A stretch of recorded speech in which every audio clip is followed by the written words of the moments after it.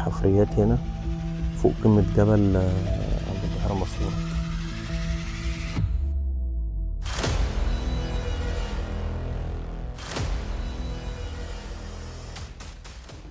دلوقتي على أعلى قمة جبل وأعلى فيو في الفيوم كلها. يعني عندك جبل المدور أهو، تمام، وإحنا اللي فيه ده اسمه جبل بانوراما، تمام. فدي أعلى نقطة في الفيوم كلها من ناحية الفيو كل حاجة.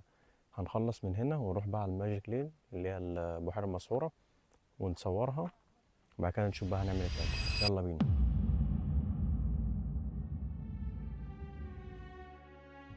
ودي طبعا البحيرة المسحورة، زي ما قلنا لكم كده في اول الفيديو، دي مش عارفين مصدر ميتها جاية منين. طبعا في مقالات كتيرة عنها بتتقال، وبرضه بنسميها البحيرة المسحورة لان لونها بيتغير مع لون السماء. فهنا المنظر جامد جدا، يعني لو انت